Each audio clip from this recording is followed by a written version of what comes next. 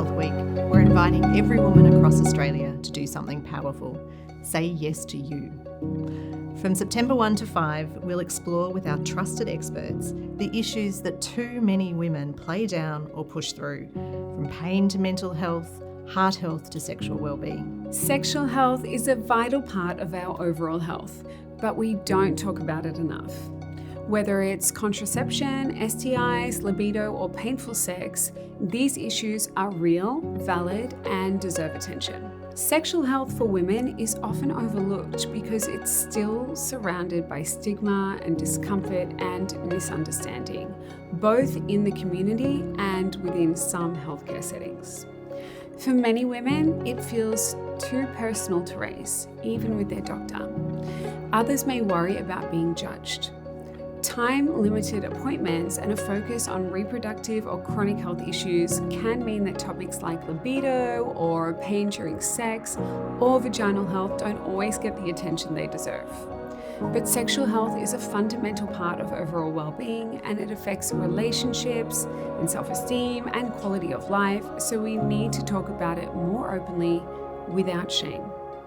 Next time you visit the doctor, you can start the conversation by saying, "I've been having some issues with sex," or "Can we talk about my libido?" That is enough to start the conversation. If that feels too confronting, writing down your concerns beforehand can also help guide the conversation. The more we treat sexual health as a natural part of overall health, the easier it becomes for everyone to speak about it. Pelvic pain, heavy periods, endometriosis, these are things women often put up with or are told are just part of being a woman, but they're not. These symptoms can be signs of treatable conditions, and early intervention matters. For far too long, women have been taught to just put up with pain or abnormal periods, but certain symptoms should never be brushed off. Severe period pain that stops you from going to work, school, or doing daily activities.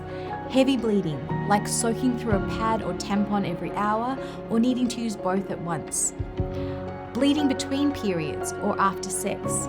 Pelvic pain that lasts beyond your period, especially if it gets worse over time. Pain during sex or when going to the toilet.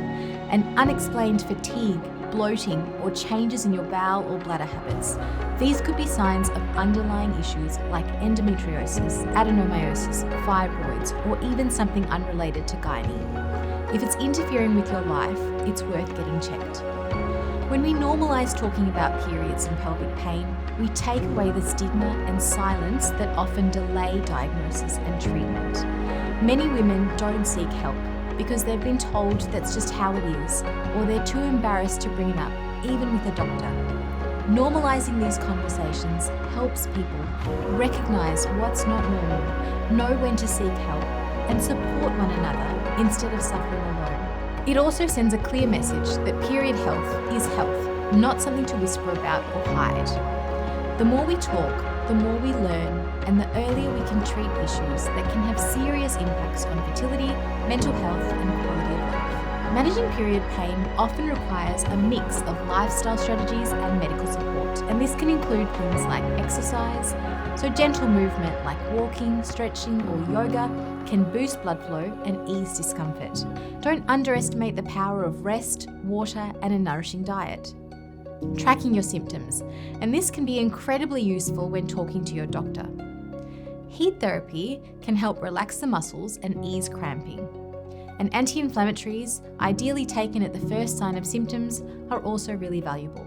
Talk to your GP or gynecologist. The bottom line, periods should not rule your life, and if they are, it's time to have that conversation.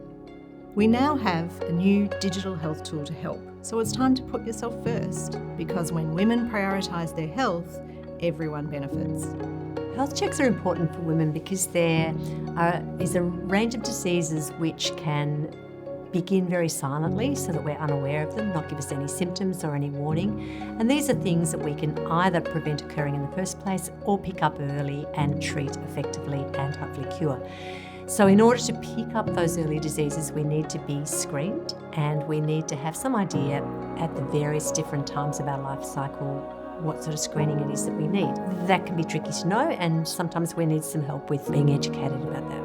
The health checks that we need are going to vary across the life cycle. One of those tools is the new Jean House Her Health tool, and this is an online tool that you can do on your phone, on your tablet, on your computer.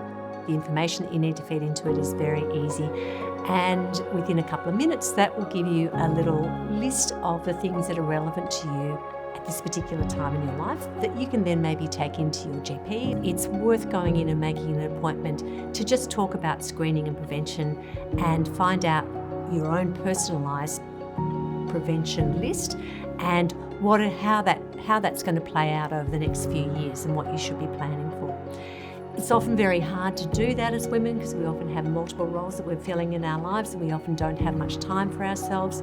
But doing something like this is really essential. Most women know about breast cancer screening and cervical cancer screening, and most health professionals will raise those quite frequently, and also cardiovascular disease. It's perhaps the other things that are a little less known, even things which should be known like osteoporosis, that, around that sort of time of menopause, that's a good time to be thinking about, where do I stand on the osteoporosis scale? Am I down a very safe end, or is this something I should be thinking about and doing some lifestyle changes right now?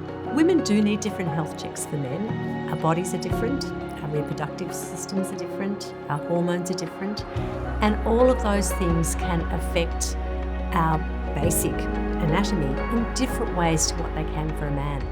There are things about the way we are as women which mean that we might develop different problems or problems at a different stage of our life or with a different frequency to those for men.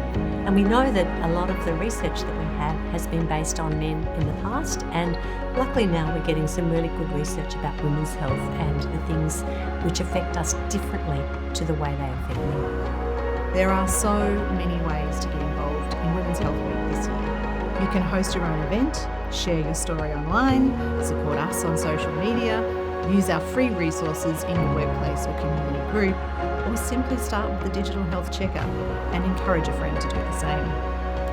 Every action, no matter how small, helps create a culture where women's health is seen and heard.